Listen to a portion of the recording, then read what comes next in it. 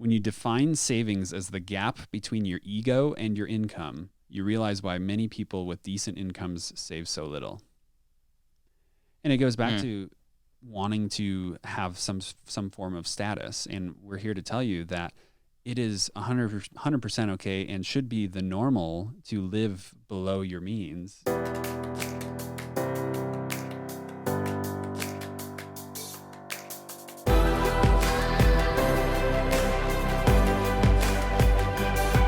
This is BetterWealth with Caleb Guilliams. Hey everyone, welcome back to the BetterWealth podcast. I'm here with Right Hand Dan, and we're going to talk about concepts, quotes, and ideas from around the world to help you live a more intentional life. And in this episode, Dan did some Google searching, found a lot of garbage articles online, and actually found something that I think is pretty good. We're going to talk about it. Part of these segments is I don't get to get briefed on what we're talking about.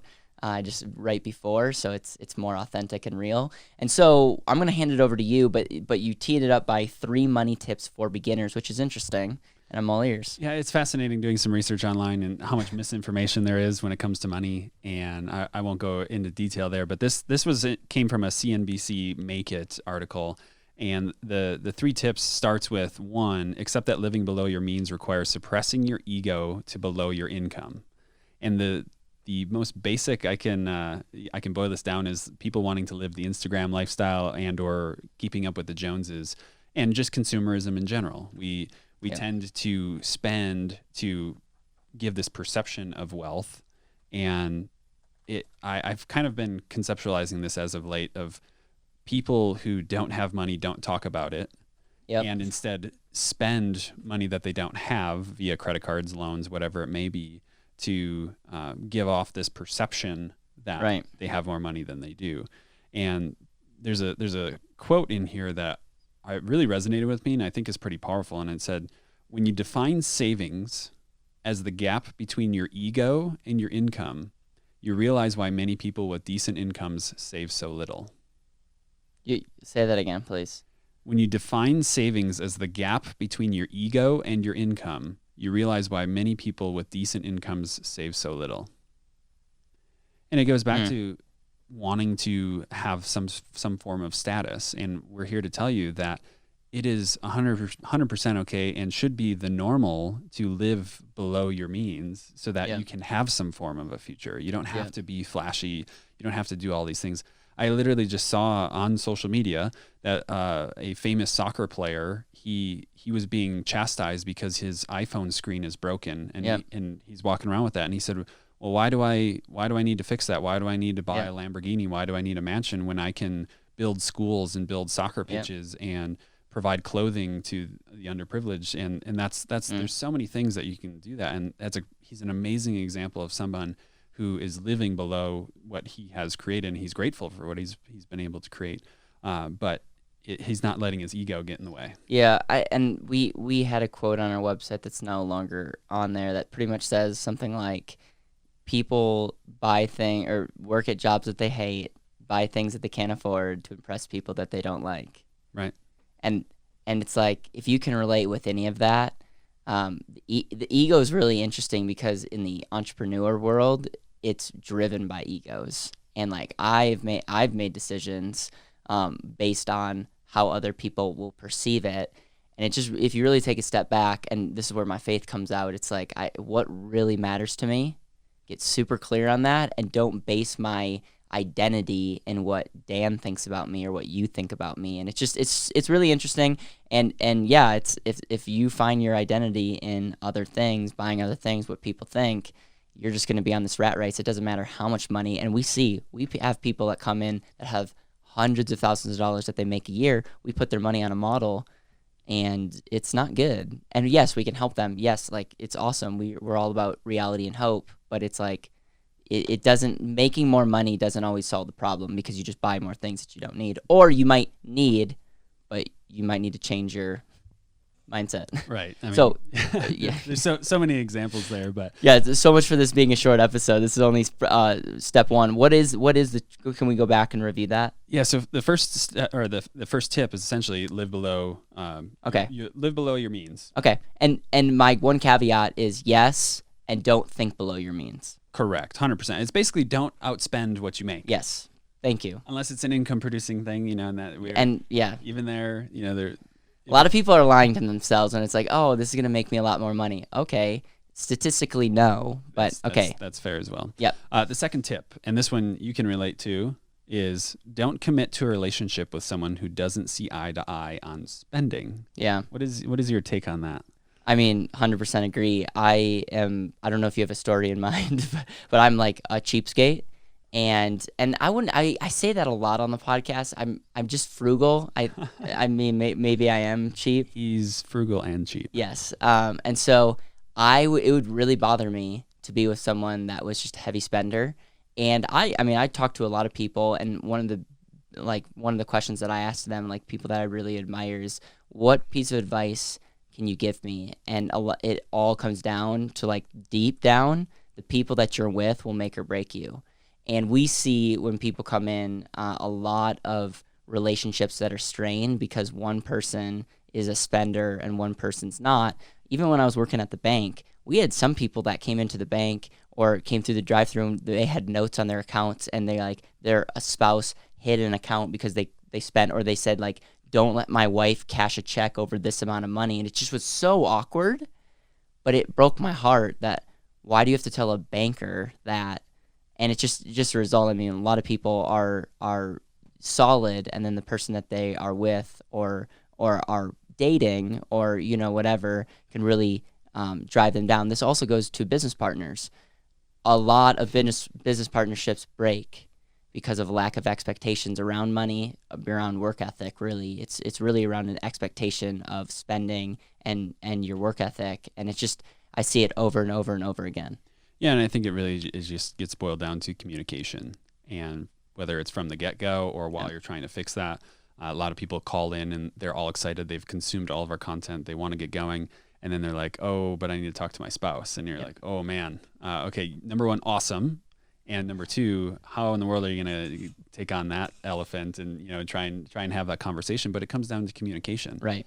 And if you aren't aligned, it's probably not going to work very well, and there's going to be tension. And that's when it goes back to health, wealth, love, and happiness. We want to take care of that finance piece, but if you're not on the same page with whoever you are in a relationship with, that's a kind of a foundational thing. 100%. So the second tip is don't commit to a relationship with someone who doesn't see eye to eye on spending. The third tip is avoid trouble to begin with. And what does that mean? It's at an early age, we have a lot of decisions that we make, whether it's student loans, whether it's cars, whether it's phones, whether it's just lifestyle in general, that we a lot of times take on a lot of debt early on, which basically puts you underwater right away. Yeah. And then you're clawing your way out. So it's this idea of like, avoid credit card debt. I'm like, my goodness, if you're getting 25% interest on your credit cards at 20 years old. The amount of people that we are serving that are paying off credit cards is eye-opening. Yeah.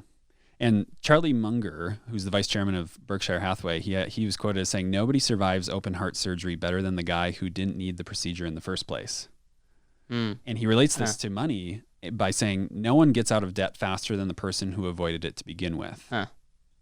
And it's really heartbreaking to see the amount of people that are struggling with debt right now. Right. And there is a ton of hope in that too, because there's always a way out.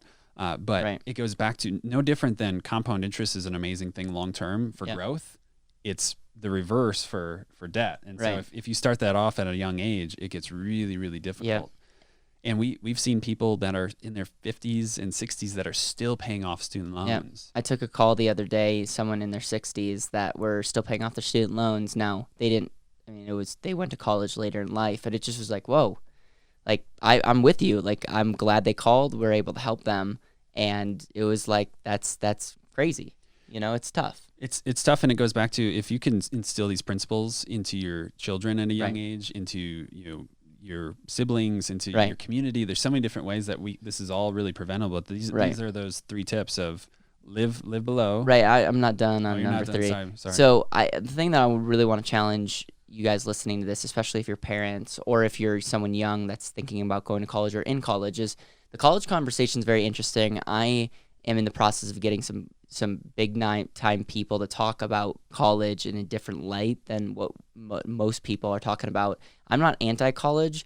I'm anti-stupidity. And there's a lot of people that are going to school that are not being better off 4 years or 5 years or 6 years.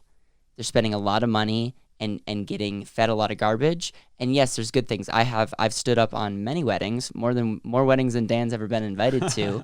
I've made some incredible lifelong friends, and I'm really grateful for some of the experiences that I learned. I also lived at home and graduated in 3 years and graduated with zero debt.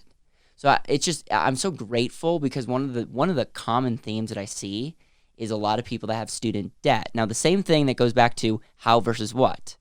If you're going to buy a house, if you're going to buy a car, I'm not telling you to buy these things, but if you do, this is the most efficient way. We always assume the college degree is the way. And that's true. There's studies. If you have a college degree, it may help you make more money, and so factor that in. If you want to do X, if you truly want to do that, and a lot of people don't know, and there may be benefits of taking a gap year. This is a whole nother episode. I'm using this example as the way that I make all my decisions. What am I going to do? And this is why, and then what's the most efficient way to do that? And I find a lot of people don't have clarity on this. They find 3, 4, 5, 6 years later, degree or no degree, not extremely better off because they weren't super clear in what they wanted, and $100,000, $40,000, $25,000 in debt, and 4 or 5 years of lost income opportunity, expertise opportunity. And so just a different perspective. I have a college degree. You have a college degree. Aaron, ironically, has a master's degree. And so, that is just, that's not bad. It's just being really thoughtful of how you get that. That's right. Are you done now? Yes, I'm off my high horse. All right, so the three tips are: accept that living below your means requires suppressing your ego to below your income.